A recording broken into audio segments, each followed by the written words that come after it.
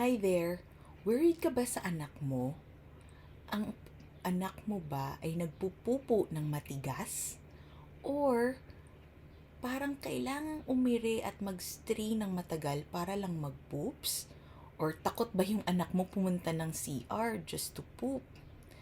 And napansin mo ba na bloated ang tummy ng anak mo? Well, it might be constipation. In today's Ask Me Anything episode, pag-uusapan natin yung 10 most common questions on constipation. Hey there, I'm Dr. Christine Albakyat. I'm a board-certified pediatrician, and my mission is to empower you moms and dads so you can raise happy and healthy kids. Now let's get started. First question, what is constipation in children? So, ano ba ang constipation sa mga bata? Well, ang constipation sa mga bata ay infrequent or hindi madalas, hindi regular ang pagpupupo. Usually, every day, nagpupupo ang bata and dapat soft ang poop. Pag hindi regular ang pagpupupo, it might be constipation. It also might be constipation pag painful ang bowel movements. Pag masakit na ito, it is not anymore normal and it might be constipation. And typically, constipation is defined as bowel movement less than 3 times a week. So pag less than 3 times a week na ang pagpupupo ng anak mo, constipation na po yun. And it is accompanied by hard, matigas, and large na pupo. Ano pa? Na kailangan mag-strain ang bata o kailangan umire. Alright, second question. What are the signs of constipation in children? So ano ang mga senyales na may constipation ang bata? Well, as defined earlier, less than 3 bowel movements a week or less than 3 times nagpupupo sa isang linggo. Number 2, hard, dry, and large stools. So, pag malaki at matigas ang pupo, constipation na po yun. And ang nasabi din kanina, painful ang bowel movement. So, pag masakit, tumae, or magpupo, sign na po ng constipation yun. And it might be accompanied by masakit ng tiyan or stomach pain and nagka-cramps din yung tiyan ng bata. Ano pa? Minsan, may tinatawag na overflow sa constipation. So, pag watery na ang pupo, na kasama din na hard minsan ang tae. Okay? Ang tawag dun, overflow. And lastly, may mga bata na takot pumunta sa bathroom, reluctance to go to the bathroom. It might already be a sign of constipation. Alright, let's go to the third question. What causes constipation in children?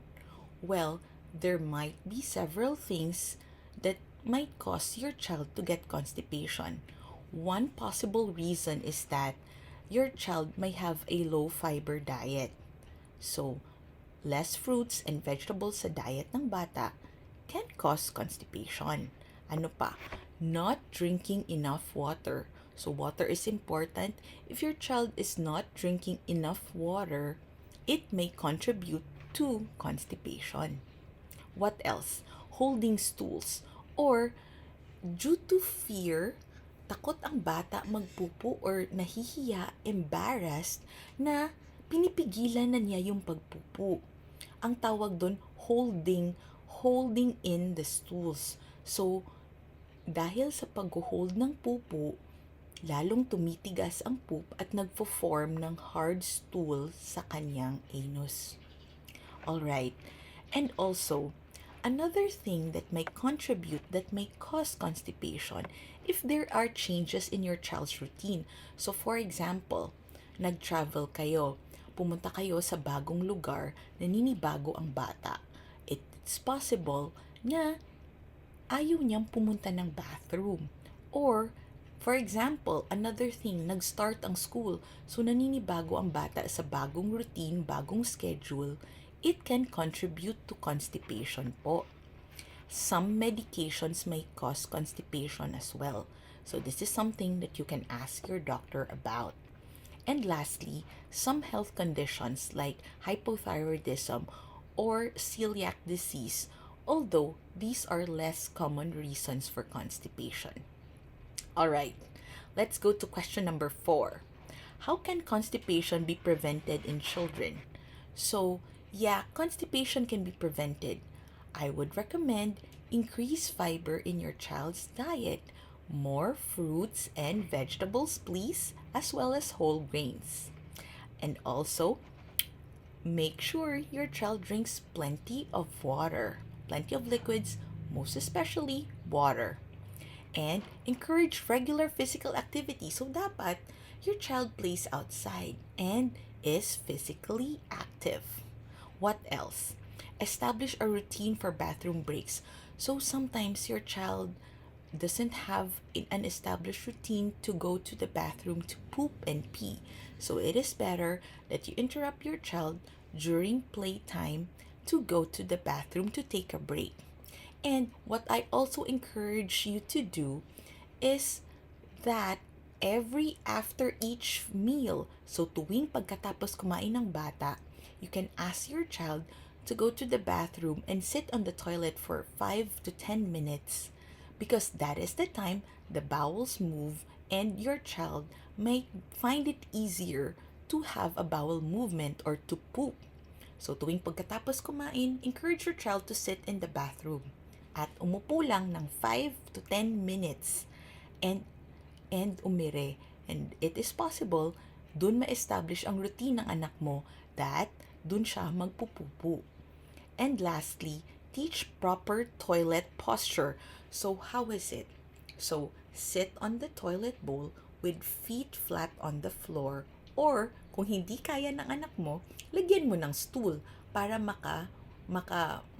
ma-flat yung paa niya sa stool and magkaroon ng proper posture sa pagpupupu. Alright, 5th question. What should I do if my child is constipated? So ano po ang gagawin pag constipated na yung bata? Well, na-mention na natin yung iba previously.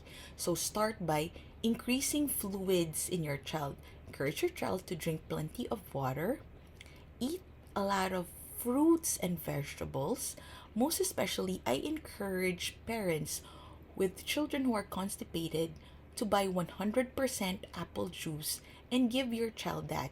It is like a natural laxative, natural na pampapupu sa bata. That's why I always encourage my patients to take.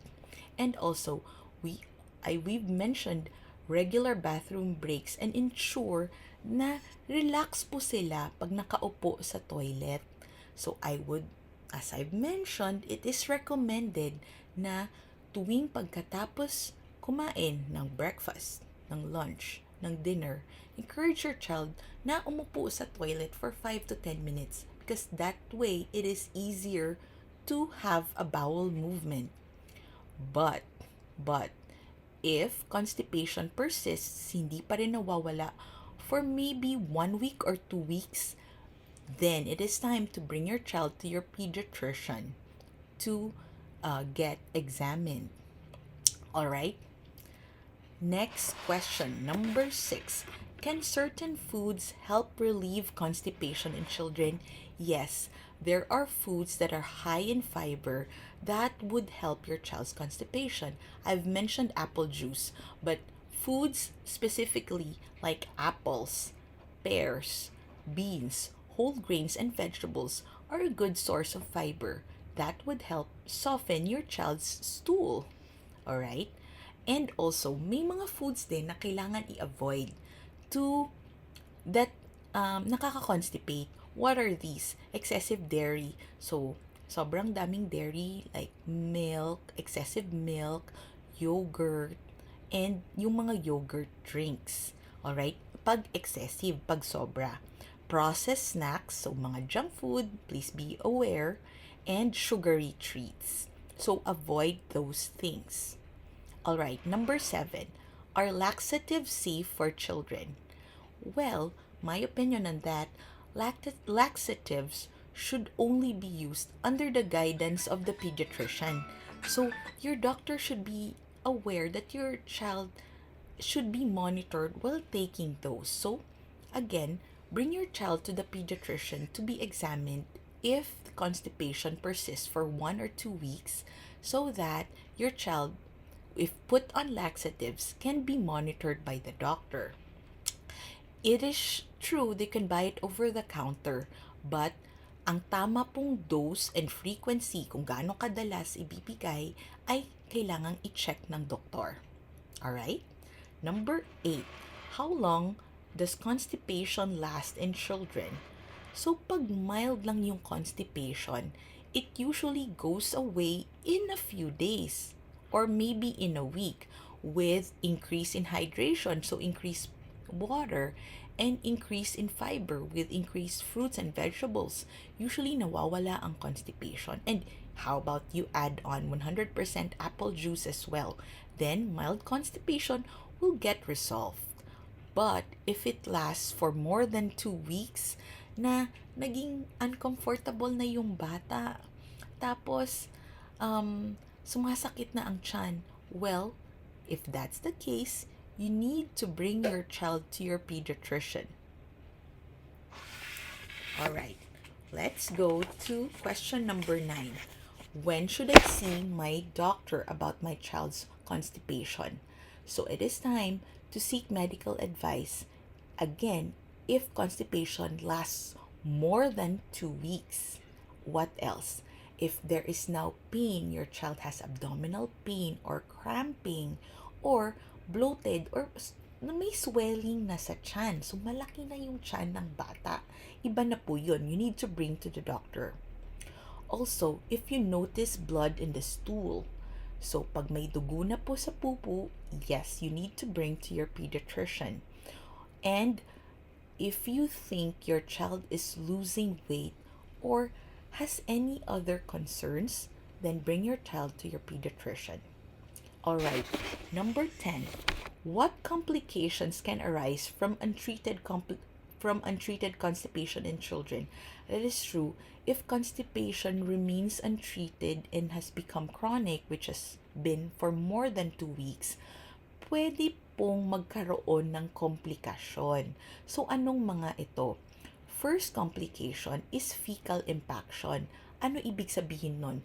May malaking mass ng pupu na stuck sa rectum ng bata. Matigas po ito at mahirap ilabas. Alright? Next complication are anal fissures. Anal fissures. What does it mean? So, meron na pong tear sa skin ng anus ng bata and you might notice some blood in the pupu. And chronic constipation can also affect yung life ng bata, ang quality of life. For example, parati na lang sumasakit ang tiyan because of chronic constipation or matagal na constipation. And also, takot na yung bata pumunta sa CR or bathroom. These are the signs na nagkaroon na ng complication from the constipation. Hey, if you like this episode, watch my next video where I teach you about other child health problems.